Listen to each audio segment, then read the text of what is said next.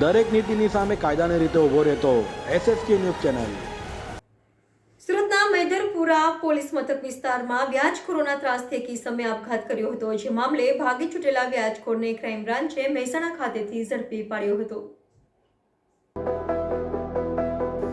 Surat crime branch દ્વારા મેદરપુરા વિસ્તારમાં રહેતા સાબિર ગુલામ મુસ્તફા શેખના ત્રાસથી ગુલામ ઇસ્માઇલ શેખ નાના ઇસમે આપઘાત કર્યો હોય છે। બાબતનો આપઘાત કરવા દુષ્પ્રેરણાનો ગુનો મેદરપુરા પોલીસ સ્ટેશનમાં નોંધાયો હતો, જેમાં આરોપી સાબિર ગુલામ મુસ્તફા શેખ નાસ્તો ફરતો હતો। તેને ક્રાઇમ બ્રાન્ચની ટીમ દ્વારા મહેસાણા જિલ્લાના ઉનાવા ખાતે મીરા દાતાર દરગાહ પાસેથી ઝડપી પાડ્યો છે, જેની પૂછપરછ દરમિયાન આરોપીએ વ્યાજ વટાવમાં જમા લીધેલા વાહનો, જેમાં 2 4 વ્હીલર ગાડી તથા 4 2 વ્હીલર વાહનો કે જે વાહનોને કુબેરજી માર્કેટમાં સંતાડી રાખ્યા હોય, જેને ક્રાઇમ બ્રાન્ચ દ્વારા ડ્રોન કેમેરાથી શોધી કાઢ્યા હતા અને ત્યારબાદ આરોપી વ્યાજખોર સાબિર શેખનો કબજો મેદરપુરા પોલીસને સોંપવાની તજવીજ હાથ ધરી।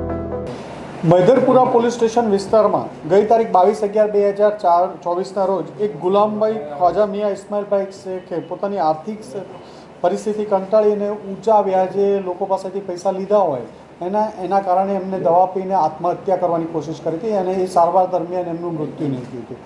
જે બાબતે મેદરપુરા પોલીસ સ્ટેશનમાં સાબિર ગુલામ મુસ્તફા શેખ વિરુદ્ધ આપઘાતના દુષ્પ્રેરણનો એક ગુનો દાખલ કરવામાં આવ્યો હતો અને આ માણસે વ્યાજના ચક્કરમાં આવીને આમનેથી સુસાઇડ કરવું પડ્યું હતું।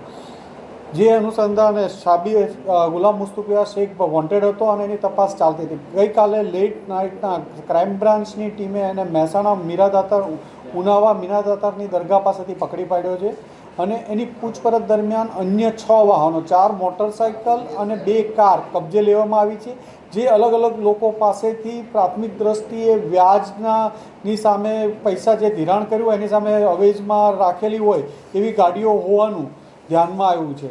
આ હિસાબને પકડી વધુ કેટલા લોકોને વ્યાજે પૈસા આપતા હતા, ખૂબ ઊંચા વ્યાજા દરે આ લોકો પાસેથી વ્યાજ વસૂલતા હોવાની પણ એક પ્રાથમિક માહિતી મળી છે। એટલે આના ચક્કરમાં આના વ્યાજના ચક્કરમાં લોકો ફસાયેલા છે એની એક તપાસ ચાલે છે અને આ માણસે સુસાઇડ કર્યું છે તો એને કેટલા ટાઈમથી એની પાસેથી પૈસા લીધેલા હતા, કેટલું વ્યાજ ચૂકવી શક્યા છે એ બાબતે પણ તપાસ કરી રહ્યા છે। દરેક નીતિની સામે કાયદાની રીતે ઊભો રહેતો એસએસકે ન્યૂઝ ચેનલ।